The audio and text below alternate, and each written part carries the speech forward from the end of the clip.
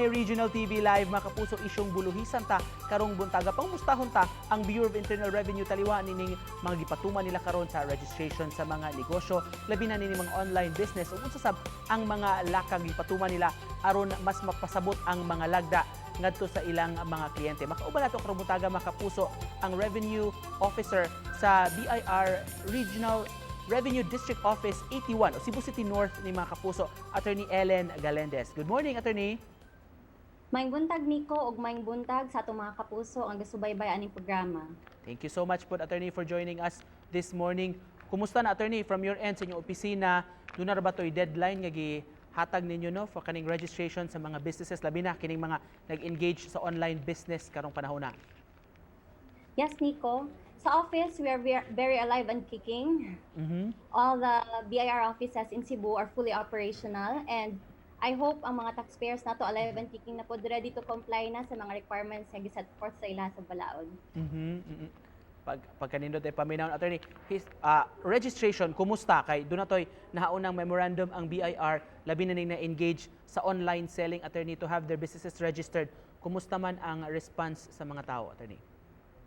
Okay, so far, the RMCs you're talking about refers to online sellers. So right now, gitagan sila og extension to register without any penalties. And we are so happy, despite this pandemic, people are showing their fighting spirit and just moving on with their lives. Despite sa pandemic, Attorney, doon na pag yun ay mga businesses nga ning flourish o bagong nag-open, Attorney, muna implication? Yes. In the BIR, no, if you go to the BIR, don't worry because we prioritize the safety and health of our taxpayers as well as our workers. So, safe rata mo ato dito. If you have any business transactions, don't be afraid. We welcome you. Okay ra kay open na to serve you better. Ani lang sa taon na sa online selling, Attorney. Kumusta dahil inyong monitoring? How do we monitor, Attorney, kining mga na-engage ani nga business? Basically, if you go to Facebook, di ba?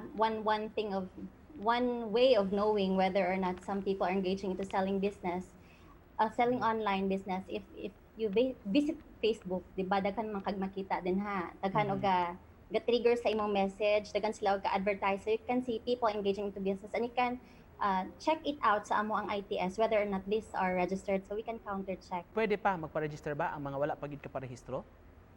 Pwede pa gihapon, no. In the BIR, we believe that well-informed taxpayers are compliant taxpayers.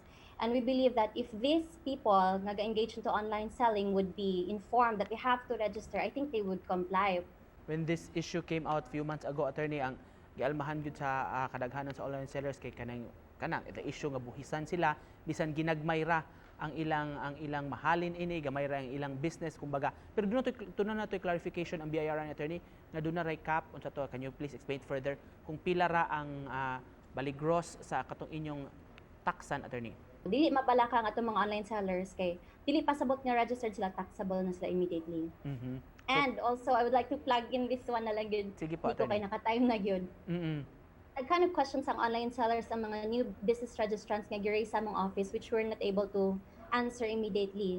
So in response to your needs, to cater to your needs, we in the BIR RDO 81 Cebu City North, we will be conducting webinars every Wednesday at 2 p.m. in the afternoon.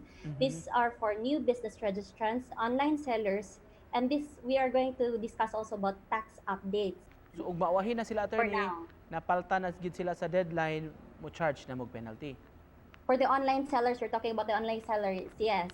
There will be penalties imposed for those late filers. All right. Unsay computation ana, Attorney, sa ilang abayran?